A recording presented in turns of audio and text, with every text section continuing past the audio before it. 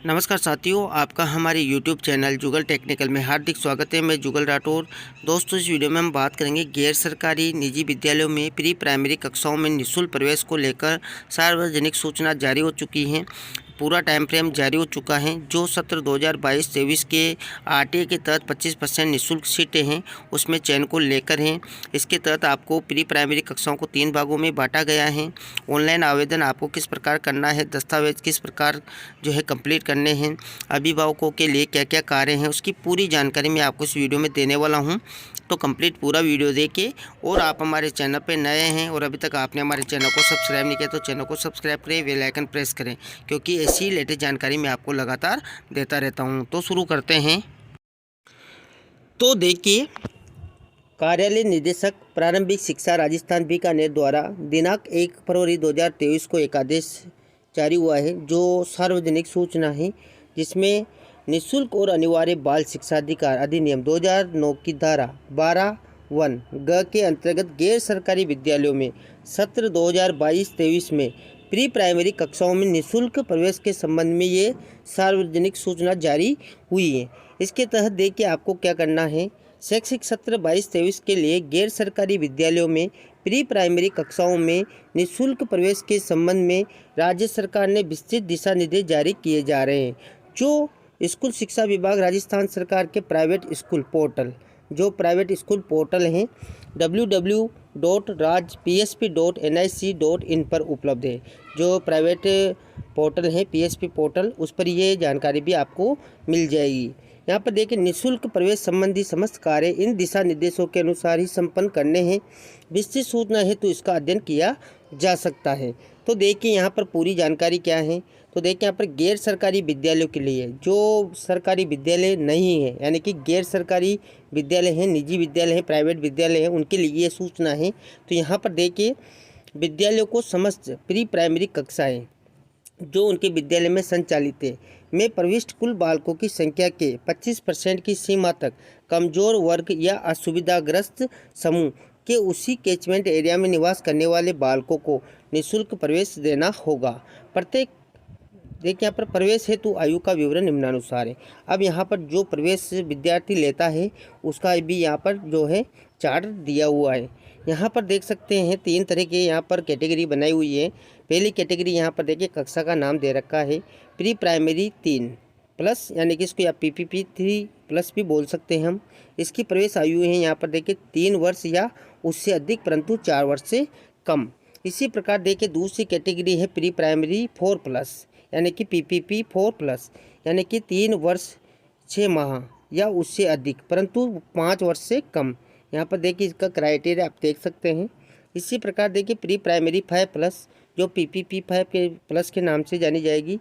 इसमें देखिए 4 वर्ष 6 माह या उससे अधिक, परंतु 6 वर्ष से कम बालक होना चाहिए। तो ये यहाँ पर 3 कैटेगरी बनाई गई है और तीनों कैटेगरी की यहाँ पर आयु और उनका नाम भी दिया हुआ है।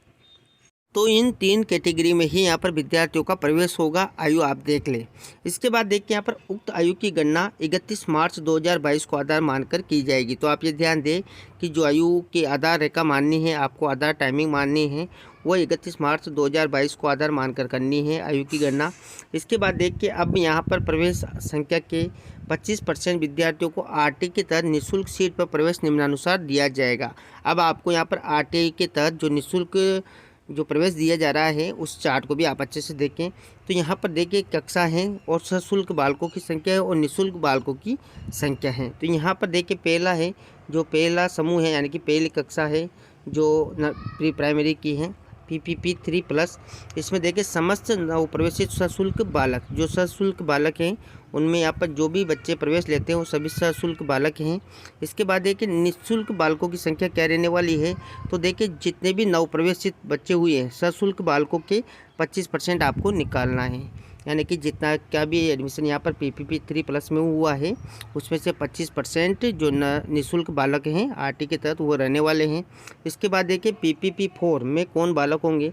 तो देखिए यहाँ पर PPP+ से कर्मोन्नत बालक जो कर्मोन्नत हो चुके हैं प्लस नवप्रवेशित बालक, तो दोनों यहाँ पर सशुल्क बालकों की श्रेणी में आ जाते हैं।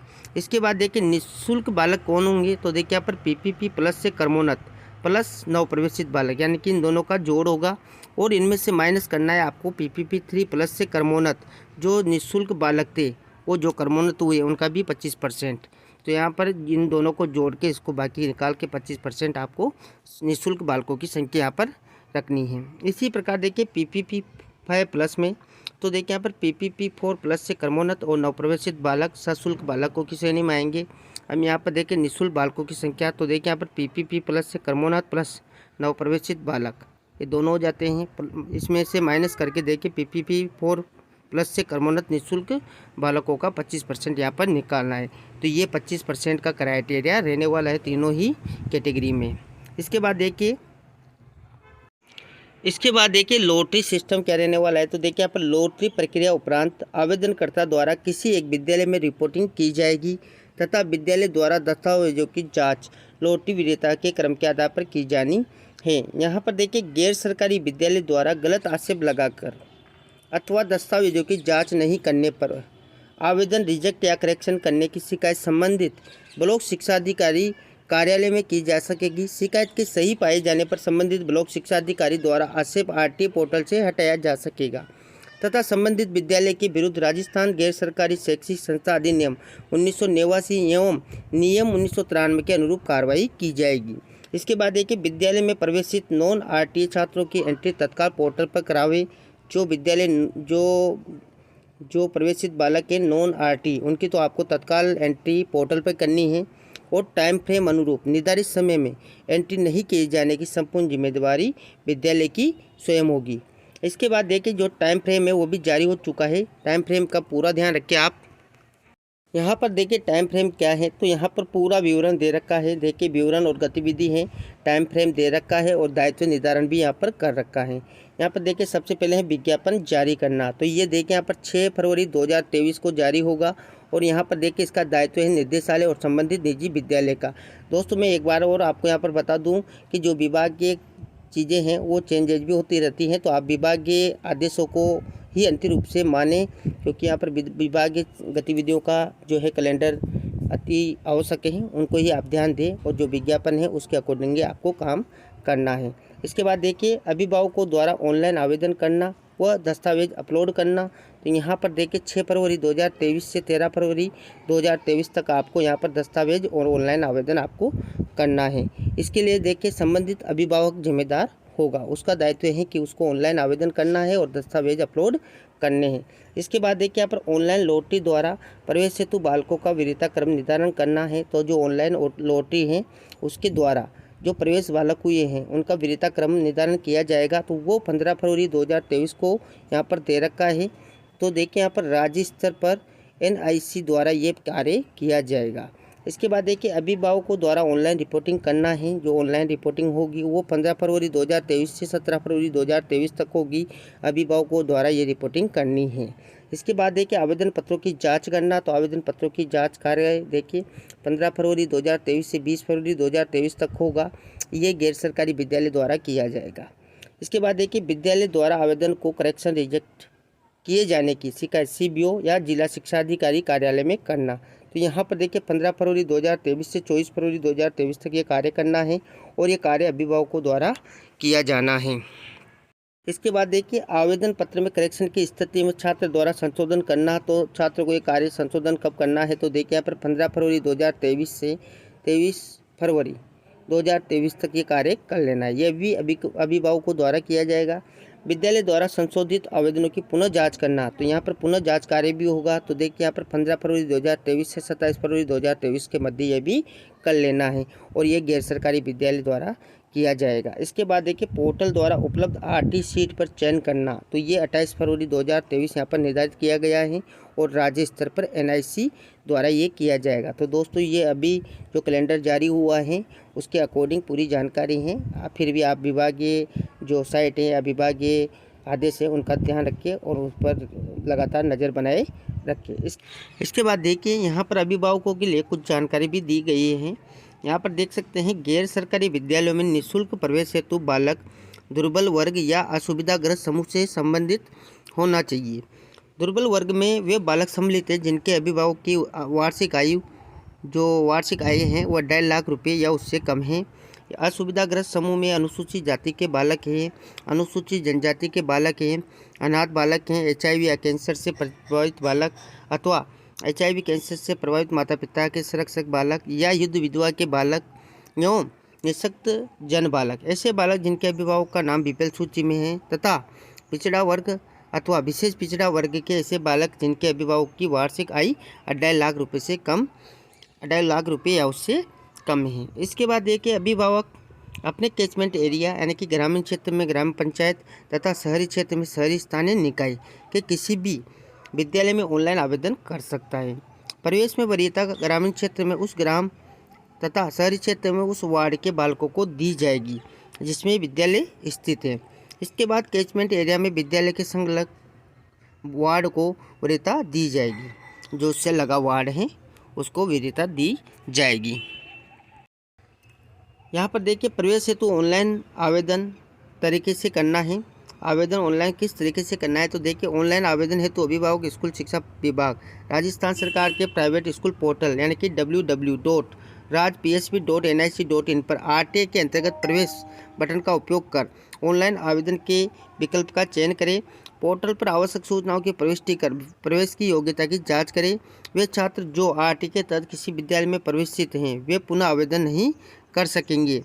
योग्य पाए जाने पर विस्तृत सूचनाएं प्रविष्टि करें तथा पात्रता संबंधित वास्तविक दस्तावेज अपलोड करें। दस्तावेज की फ़ोटो प्रति अपलोड नहीं की जानी है। जो वास्तविक दस्तावेज हैं उसकी आपको जो अपलोड करना है उनकी फ़ोटो प्रति या जेरोक्स आपको अपलोड नहीं करनी है। आवेदन में बालक के आधार नंबर अथवा आधार पंजीयन नंबर तथा मोबाइल नंबर प्रविष्ट करना अनिवार्य है। तो यहाँ पर बालक का आधार कार्ड होना जरूरी है या उसका पंजीयन हो चुका है वो जरूरी है। इसके बाद देखिए सूचना प्रविष्टि के बाद इच्छित 5 विद्यालयों का चयन कर आवेदन को सेव कर दें। यदि आवेदन में कोई संशोधन करना हो तो आवेदन पत्र में दर्ज मोबाइल पर OTP के आधार पर संशोधन किया जा सकेगा। पूर्णतः आश्वस्त होने की स्थिति में आवेदन पत्र को लॉक कर दें। अगर आप पूर्णतः आश्वस्त हैं तभी आपको ये लॉक कर देना है। राज्य के किसी भी गैर सरकारी विद्यालय की सामान्य जानकारी प्राप्त करने के लिए पोर्टल पर उपलब्ध विद्यालय विवरण जाने टैब का उपयोग किया जा सकता है। इन विद्यालयों की गत सत्रों की RTA नॉन RTA प्रवेश की स्थिति तथा वर्तमान सत्र में संभावित RTA सीट की संख्या की जानकारी आप प्राप्त कर सकते हैं। इसके बाद देखिए अभिभावकों की सुविधा के लिए ऑनलाइन आवेदन हेतु मोबाइल ऐप की सुविधा भी दी गई है। इसके लिए मोबाइल में गूगल प्ले स्टोर से Rajasthan private school app download करें तथा इसमें सूचनाओं की प्रविष्टि कर आवेदन को लॉक कर दें। तो यहाँ पर आप मोबाइल पर ऐप डाउनलोड करके भी जो है यहाँ पर आवेदन को कर सकते हैं। तो इसके लिए देखिए यहाँ पर राजस्थान प्राइवेट स्कूल ऐप जो है वो आपको डाउनलोड करना होगा। लॉटरी प्रक्रिया के पश्चात आवेदनकर्ता द्वारा आवेदन क्रमांक के माध्यम से आवेदन फॉर्म की ट्रैकिंग स्टेटस की जानकारी ली जा सकती है। आप अपने आवेदन को ट्रैक कर सकते हैं, उसका स्टेटस जान सकते हैं। इसमें विद्यालय द्वारा की गई कार्रवाई, दस्तावेजों पर लगाए गए आक्षेपों की स्थिति व अन्य सामान्य जानकारी उपलब्ध होगी। छात्र अपने आवेदन क्रमांक पर समय समय पर अपडेटेड सूचना प्राप्त करेंगे। विद्यालय द्वारा इस संबंध में आवेदनकर्ता से संपर्क स्थापित कर सूचना दिया जाना अनिवार्य नहीं है, ये ध्यान रखिए आप। लॉटरी के पश्चात आवेदनकर्ता इच्छित विद्यालय में रिपोर्टिंग कर सकेंगे। विद्यालय द्वारा छात्र के आवेदन पत्र एवं दस्तावेजों की जांच करने पर यदि संशोधन की स्थिति बनती है तो यह सूचना छात्र के आवेदन क्रमांक पर प्रदर्शित होगी। अतः निर्धारित समय में अपने आवेदन क्रमांक पर लॉगिन कर स्थिति की जांच और संशोधन आपको अवश्य करना है। आवेदनकर्ता द्वारा अपलोड किए गए दस्तावेजों की जांच के संबंध में विद्यालय द्वारा गलत आक्षेप लगाकर आवेदन निरस्त करेक्शन करने की शिकायत आवेदनकर्ता द्वारा संबंधित CBO कार्यालय में प्रस्तुत की जा सकेगी। मुख्य ब्लॉक शिक्षाधिकारी द्वारा उक्त आवेदनकर्ता के दस्तावेजों की जांच कर सही पाए जाने की स्थिति में विद्यालय द्वारा लगाया गया आक्षेप RTA पोर्टल से हटाया जा सकेगा तथा यह छात्र नियमानुसार RTA प्रवेश प्रक्रिया में शामिल होगा। प्रवेशित छात्र द्वारा आवेदन पत्र की मूल प्रति तथा दस्तावेजों की प्रति विद्यालय में जमा करवाई जाएगी। तो इस प्रकार दोस्तों आपको जो प्री प्राइमरी है उसमें जो गैर सरकारी विद्यालय हैं जिसमें आपको RTA के तहत 25% जो है सीटें के लिए आपको आवेदन करना है, उसका पूरा टाइम फ्रेम क्या है, टाइम फ्रेम क्या क्या है, किस प्रकार आपको आवेदन करना है और आपको जो 3 कैटेगरी हैं उसमें आपको जो बच्चे की आयु है वो कितनी रखनी है और आप किस प्रकार यहाँ पर जो है आवेदन कर सकते हैं। उसकी पूरी जानकारी स्टेप बाय स्टेप मैंने आपको इस वीडियो में देने का प्रयास किया। और दोस्तों, आप विभागीय नियमों को ही अंतिम रूप से फॉलो करें। ये सिर्फ आपकी जानकारी के लिए मैंने वीडियो बनाया है। आपको हमारी जानकारी कैसी लगी? जानकारी अच्छी लगी तो लाइक शेयर करें, और अभी तक आपने हमारे चैनल को सब्सक्राइब नहीं किया तो चैनल को सब्सक्राइब करें, बेल आइकन प्रेस करें, क्योंकि ऐसी लेटेस्ट जानकारी मैं आपको लगातार देता रहता हूँ। धन्यवाद दोस्तों।